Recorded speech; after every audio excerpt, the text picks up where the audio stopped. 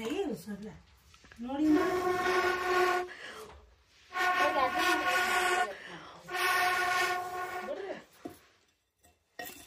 ಮೊಟ್ಟೆ ಮೊಟ್ಟೆ ಹೋಳು ಮಾಡ್ರೆ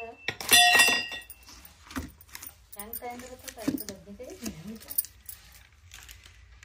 ಇನ್ನೇ ಹೆಂಗ್ ಬೇಕು ಮಾಡ್ಪ काकू काढणं हाते का बघा बस वेणं चल पाक साखर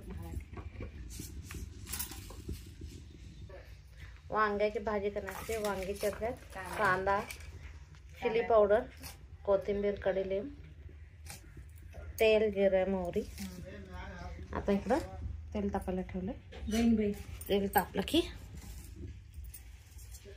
अजून तापलं नाही आणि चुलीला ताव जास्त असतं लवकर होते मोहरी जिरे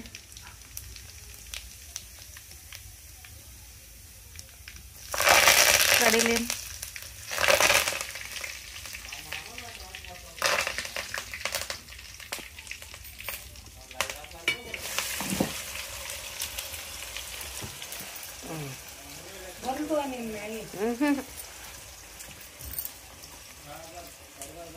ಎದ್ದು ಬಂದೆ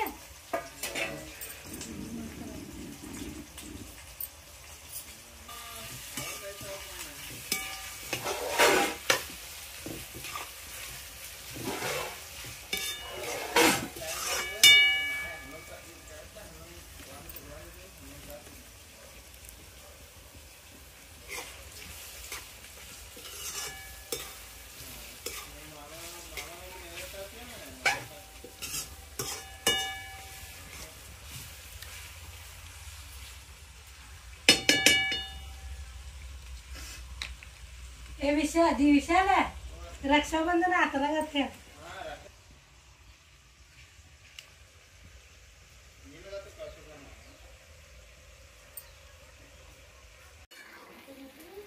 आता चांगलं शिजलं गेलं आता कढई काढून ठेवायची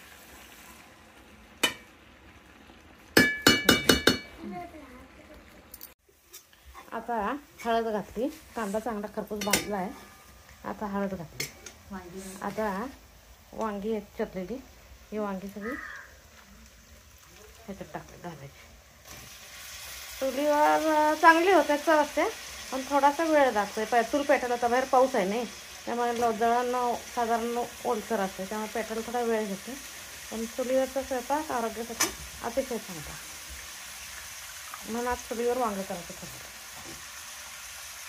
बैंगन मसाला घरची चूल पर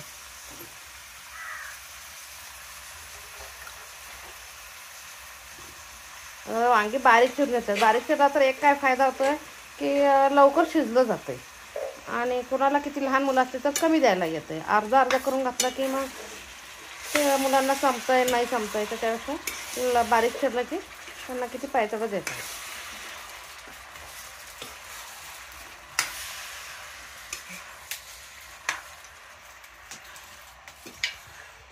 आता याचा कांदा भाजून घेतला त्याच्यामुळे मी कांदा घातला त्यामुळे लसूण घातला नाही दोन्हीपैकी एक घातलं तर दोन्हीचा पण स्मेल येतोय ना आता इथला हे घालणं गरम मसाला आहे रेड चिली पावडर आहे आणि खोबरं बारीक करून घेतलंय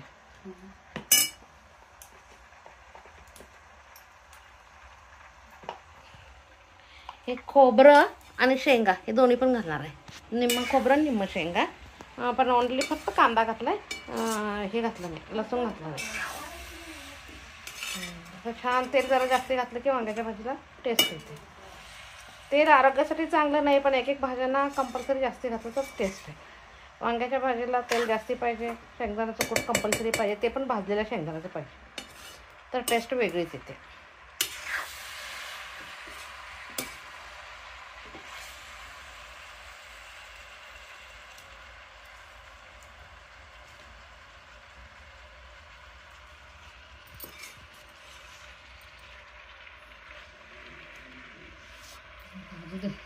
आता 1-2 मिनिट असं भाजत राहायला पाहिजे मग त्याच्यात तिखट मीठ मसाला घालायचा का आता चुलीला जरा आता बाहेर पाऊस आहे नाही, त्यामुळं अगदी असं वाढलेलं मिळत नाही. त्यामुळे जरा चुलीचा स्पीड स्लो राहतोय. बाहेर उन्हात शेणकोट असलेली वेगळीच, हवेनं गार होणं ते वेगळंच. आता चांगलं भाजलं. आता खोबरं काय केलं मी, चटणीसारखं मिक्सरला एकदम बारीक करून घेतलं. म्हणजे दुसरं काय घातलं नाही, खोबरं आणि थोडंसं पाणी. ओलं खोबरं, ओल्या खोबऱ्याची टेस्ट वेगळीच. आता खोबरं घातलं.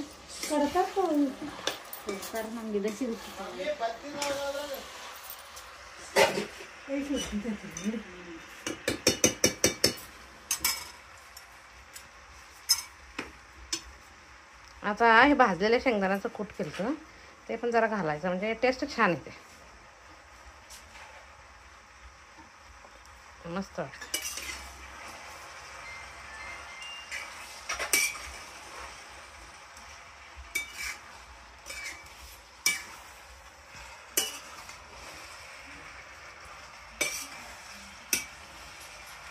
अजून पाणी घातलं नाही. पाणी घालायच्या अगोदर जरा असं तेलात मस्तपैकी असं हे केलं की फ्राय केल्यासारखं करून घ्यायचं.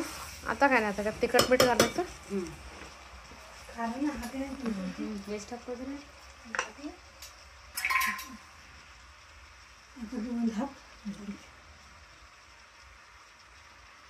कोल्हापुरी लाल तिखट आहे, ज्याच्यात तिखटपणा जास्त असतोय, त्यामुळे एवढे 2 चमचे बस आहे. आपल्या घरी किती लागते त्याच्यावर अवलंबून ठेवायचं. मिरची जास्त तिखट असते की तिखट होतं आहे, त्यामुळं जास्त वापरायचं नाही. आता मीठ चवीपुरतं. मीठ काही सांगता येत नाही, कारण प्रत्येकाचा मिठाचा अंदाज आहे कमी जास्त असतो. आमच्या घरी थोडं कमी लागतं.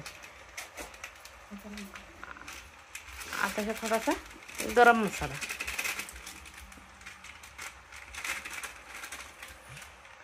गरम मसाला घातला की टेस्ट येते. घरचा काय गरम मसाला नाही आहे, रेडीमेडच काय. घरचा संपला की करेपर्यंत रेडीमेड वापरतो, नाहीतर आम्ही शक्यतो घरीच करतो. तसं छानपैकी भाजून घेतलं की वाफेवरच निम्मं शिजलेलं असतं. तर अगदी थोडंसं पाणी घालायचं आणि त्याला शिजू द्यायचं.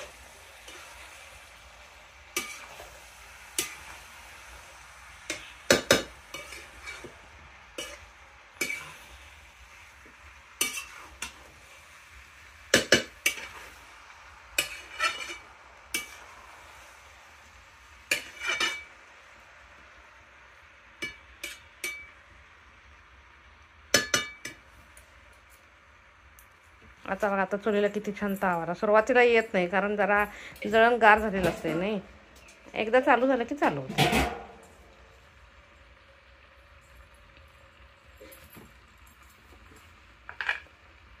आता अगदी थोडंसं पाणी शेंपट्यासारखं करायचं, कारण ऑलरेडी भाजून घेतलं त्यात शिजलेलं असते नाही.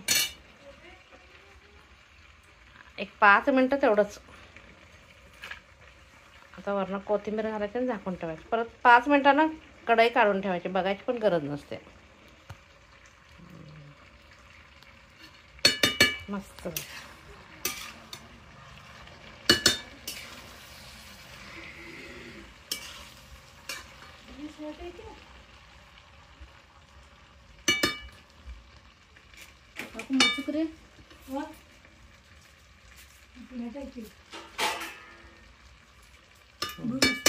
आता एक 5 मिनटं वाफेवर शिजवू, मस्त शिजवू.